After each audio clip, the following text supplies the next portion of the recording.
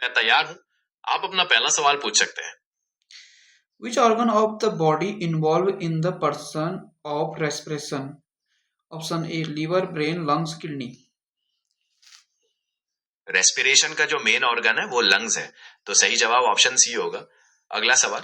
Exchange of gases between the blood and lung is called oxygenation, external respiration, internal respiration, excretion. खून और फेफड़ों के बीच गैसों के लेन देन को एक्सटर्नल रेस्पिरेशन कहते हैं, तो सही जवाब है ऑप्शन बी। अगला सवाल। इसके बारे में थोड़ा और बताओ, इंटरनल एक्सटर्नल रेस्पिरेशन के बारे में। एक्सटर्नल रेस्पिरेशन में ऑक्सीजन फेफड़ों के एल्वियोलाई से खून में जाती है और कार्बन डाइऑक्साइड खून से एल्वियोलाई में आती है, जबकि इंटरनल रेस्पिरेशन में यही लेन देन खून और शरीर की कोशिकाओं के बीच होता है, जहां कोशिकाएं ऑक्सीजन का उपयोग एनर्जी बनाने में करती हैं। क्या आप कुछ और जानना चाहते हैं?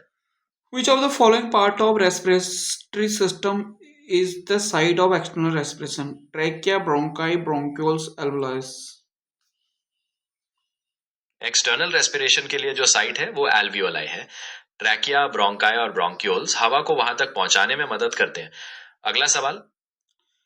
Dot dot is a process of exchange of gases between capillary blood and local blood cells. Option A aerobic respiration, option B internal respiration, option C cellular respiration, option D external respiration.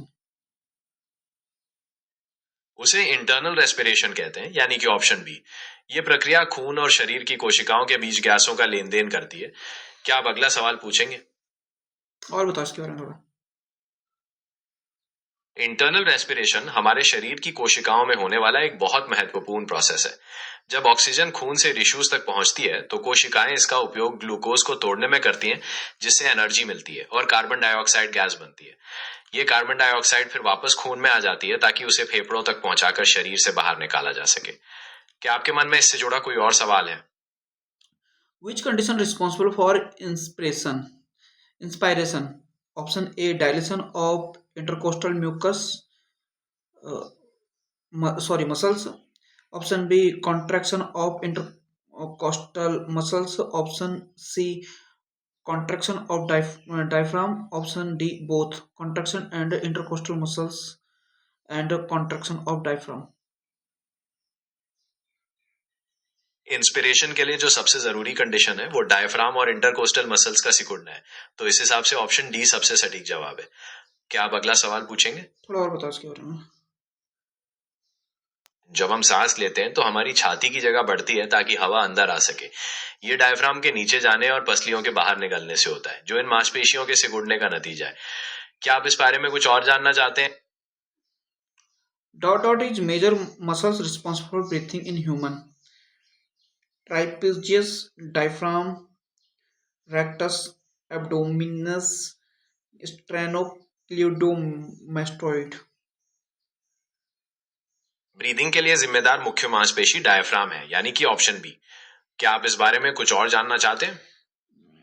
Next question. A large muscles that separate the chest cavity from abdominal cavity and help with breathing called. उसे diaphragm कहते हैं। जब ये सिकुड़ता है तो छाती की जगह बढ़ जाती है और हम सांस लेते हैं। क्या आप अगला सवाल पूछना चाहेंगे? A large muscle that separate the chest cavity from abdominal cavity and help with breathing. Larynx, trachea, diaphragm या none of these.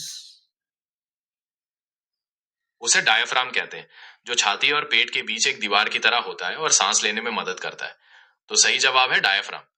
क्या आप अगला सवाल पूछेंगे? Atmospheric pressure is important in the process of. वायुमंडलीय दबाव सांस लेने और छोड़ने में बहुत महत्वपूर्ण भूमिका निभाता है। जब आपके फेफड़ों के अंदर का दबाव बाहर के दबाव से कम होता है तो हवा अंदर आती है, और जब ये ज्यादा होता है तो हवा बाहर निकलती है। क्या आप इसके बारे में कुछ और जानना चाहते हैं? आंसर कौन सा सही रहेगा? ऑप्शन ए ब्लड फ्लो, दूसरा म्यूक्यूरेशन, रिप्रोडक्शन या ब्रीथिंग। सांस लेने और छोड़ने का जो प्रोसेस है उसे ब्रीदिंग कहते हैं, तो सही जवाब ऑप्शन डी होगा। बाकी ऑप्शंस जैसे ब्लड फ्लो या रिप्रोडक्शन वो अलग शारीरिक प्रक्रिया है। क्या कोई और सवाल? Effect on shape of heart during expiration. Option A decrease होगा, बी इंक्रीज होगा, अनचेंज नॉन होगा। सांस छोड़ने के दौरान यानी एक्सपिरेशन के टाइम फेफड़े रिलैक्स होते हैं और छाती की जगह कम हो जाती है। इससे हो सकता है कि हार्ट के चारों तरफ थोड़ा दबाव बदले, लेकिन हार्ट के अपने शेप पर कोई बड़ा खास फर्क नहीं पड़ता। इसलिए सही जवाब अनचेंज्ड हो सकता है। क्या आप इस बारे में कुछ और जानना चाहते हैं? एक rational दे रहा हूँ. During expiration, the diaphragm move upward slightly, compressing the heart in the crinocaudal direction. Result is a pear shape of heart, जिसके कारण शायद ये डिक्रीज है. आपने जो तर्क दिया कि डायाफ्राम ऊपर जाता है और हार्ट पर दबाव डालता है, वो कुछ हद तक सही है। इससे हार्ट का शेप थोड़ा बदल सकता है, खासकर ऊपर से नीचे की दिशा में। लेकिन पेयर शेप होने का मतलब तो ये हुआ कि नीचे का हिस्सा बड़ा हो गया, जबकि डायाफ्राम तो नीचे से ऊपर की तरफ दबोचता है। दबाव की वजह से आकार में थोड़ा बदलाव आ सकता है, पर उसे डिक्रीज कहना शायद सही नहीं होगा। क्या आप कुछ और सोच रहे हैं? Next question. The exchange of gases inside the lungs actually occur inside the sac called option A bronchi, option B cilia, option C capillaries, option D alveoli. फेफड़ों के अंदर गैसों का लेन देन जिस थैली में होता है उसे alveoli कहते हैं, यानी कि ऑप्शन डी। क्या आप अगला सवाल पूछना चाहेंगे? नेक्स्ट हम पढ़ेंगे लंग्स फंक्शन टेस्ट. इससे पहले हमने जितने भी अभी क्वेश्चन पढ़े थे उसको आप थोड़ा रिव्यू दे दो, समराइज कर दो. जरूर, मैं एक बार समराइज कर देता हूँ। हमने ट्रैकिया, लैरिंग्स और एल्वियोलाई के फंक्शन के बारे में जाना, जो हवा के रास्ते और गैस एक्सचेंज में मदद करते हैं। हमने ब्रीदिंग मैकेनिक्स को समझा, जिसमें डायाफ्राम और इंटरकोस्टल मसल्स का रोल देखा। कुछ बीमारियों जैसे ब्रोंकिएक्टेसिस या एटिलेक्टेसिस पर भी चर्चा की। और अब आखिरी टॉपिक था हमारा इंस्पिरेशन और एक्सपिरेशन के दौरान हार्ट पर पड़ने वाला प्रभाव। क्या आप किसी खास टॉपिक पर कुछ और जानना चाहते हैं?